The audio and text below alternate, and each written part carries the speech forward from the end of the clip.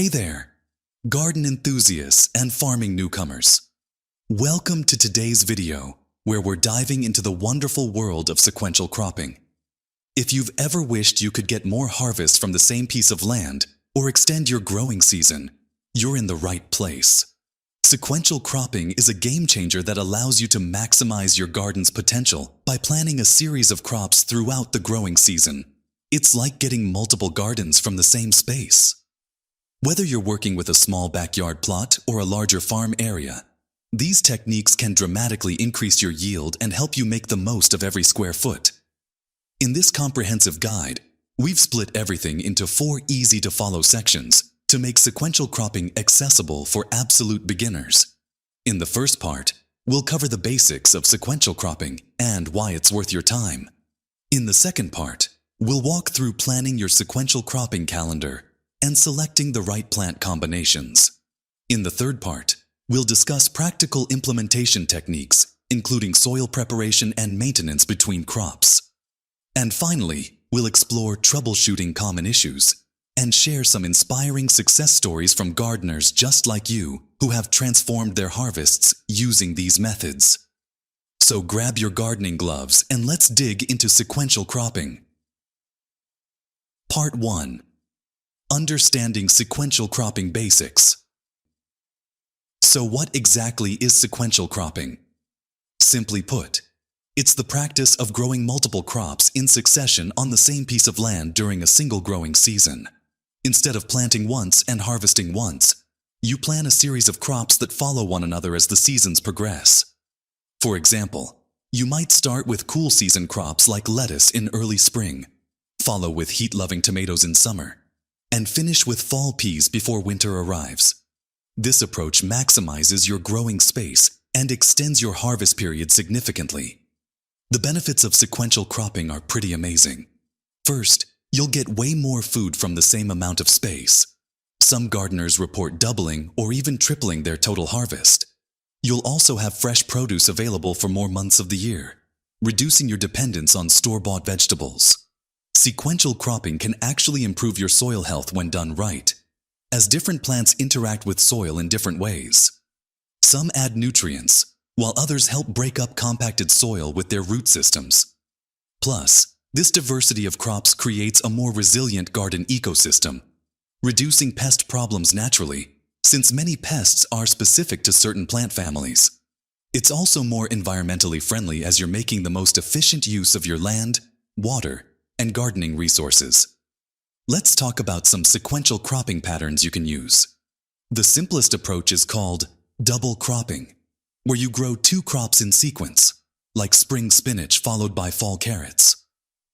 Then there's relay cropping, where you plant the second crop before harvesting the first one, allowing them to overlap for a short period. For more advanced gardeners, triple cropping involves fitting 3 successive crops into one season. And for those in warmer climates, continuous cropping means maintaining an ongoing succession throughout the year. No matter which pattern you choose, the key is understanding your local growing season and how to fit different crops within that time frame. Part 2. Planning your sequential cropping calendar. Planning is absolutely crucial for successful sequential cropping. Start by determining your area's first and last frost dates, as these define your overall growing season. Most gardening apps and websites can provide this information based on your zip code. Once you know your season length, divide it into segments based on cool, warm, and cool periods: spring, summer, and fall. Remember that most vegetables fall into either cool season crops that prefer temperatures between 60 to 75 degrees Fahrenheit, or warm season crops that thrive in 65 to 90 degrees Fahrenheit weather. Now for the fun part, selecting your crop combinations. When choosing which crops to grow in succession, consider these factors: growing time from planting to harvest, temperature preferences, and plant families. Quick-growing crops like radishes, ready in 30 days, can be followed by medium-season crops like bush beans, 60 days, which can then be followed by fast-growing fall greens. It's super helpful to create a visual planting calendar where you map out when each crop goes in and comes out of the garden. I've included a downloadable template in the description below to help you get started. Let's look at some winning crop combinations that work well in sequence. A classic spring-summer-fall sequence might be spring peas, cool; summer cucumbers, warm; fall spinach, cool. Another great combination is spring lettuce, cool; summer bush beans, warm; fall garlic, planted in fall, harvested next summer. For smaller spaces, try spring radishes, cool, 30 days; summer bush beans, warm, 60 days; fall arugula, cool, 40 days. Keep track of plant families too. Avoid planting members of the same family back to back to prevent soil nutrient depletion and pest buildup. Remember that legumes like peas and beans actually add nitrogen to the soil, making them excellent crops to include in your rotation.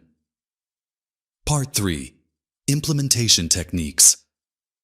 Now let's get practical and talk about how to actually implement your sequential cropping plan. Soil preparation between crops is critical to success. After harvesting your first crop, you'll need to refresh the soil quickly before planting the next one.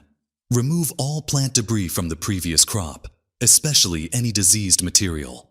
Consider adding a quick dose of compost, about ½ an inch spread over the surface, to replenish nutrients.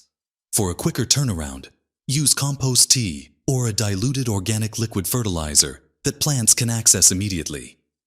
Time-saving techniques are essential when transitioning between crops. Try the chop and drop method, where you cut plants at soil level rather than pulling them up, leaving the roots to decompose and create channels for the next crop's roots. Use transplants instead of seeds for your second or third crops to save several weeks of growing time. Prepare these transplants while your first crop is still growing so they're ready to go in immediately after harvest.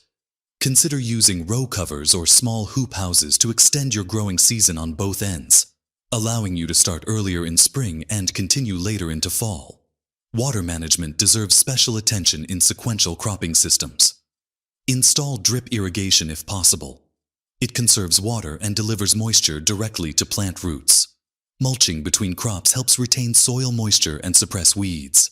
Consider using landscape fabric with cutout planting holes for longer season crops like tomatoes or peppers. You can later cut additional holes for quick crops like lettuce around the main plants. Remember that each new crop may have different watering needs, so adjust your irrigation schedule accordingly throughout the season. Part 4. Troubleshooting and Success Stories. Even with careful planning, you'll encounter challenges with sequential cropping. Let's address some common issues and their solutions. Timing problems are frequent. If your second crop isn't ready to plant when the first one finishes, consider using fast-growing cover crops like buckwheat to fill the gap and improve your soil. Soil fertility depletion can occur with intensive growing. Counter this by incorporating legumes in your rotation and using regular applications of compost. Pest pressure may increase in continuously planted beds. Prevent this by practicing good crop rotation across plant families and introducing beneficial insects with flowering plants between crop cycles. Weather disruptions can throw off your carefully planned schedule. Build flexibility into your plan with backup options. If an early frost threatens your summer crop before your fall crop is ready to plant, have row covers ready or choose cold-hardy varieties that can withstand temperature fluctuations. Keep a garden journal to track what works and what doesn't, allowing you to refine your approach each season. Remember that sequential cropping is as much art as science, and you'll improve with experience. Let me share some inspiring success stories from fellow gardeners. Sarah from Minnesota doubled her harvest from a 10 by 10 foot plot by following spring radishes and lettuce with summer zucchini, then fall carrots. Michael in Texas extended his growing season to nearly year-round using sequential cropping combined with simple cold frames, providing fresh vegetables for his family of 4 from a modest suburban backyard. And community garden leader Jamie increased their food bank donations by 75% after implementing sequential cropping across their plots, showing how these techniques can help address food security challenges in local communities. You're now equipped with the knowledge to start your sequential cropping journey. Remember the key takeaways. Plan carefully based on your growing season. Choose compatible crop combinations. Maintain soil health between plantings. and remain flexible as you learn what works in your specific garden. Sequential cropping isn't just about getting more food from your space. It's about developing a deeper relationship with your garden and working in harmony with the natural rhythms of the seasons. If you're feeling overwhelmed, start small with just one bed and a simple double crop system. As you gain confidence, you can expand to more complex rotations. The beauty of gardening is that each season brings new opportunities to learn and grow. Don't forget to download our Sequential Cropping Planner from the link in the description, and please share your experiences in the comments below. If you found this guide helpful, give it a thumbs up and subscribe for more practical gardening videos. Happy planting, and here's to your most productive garden yet.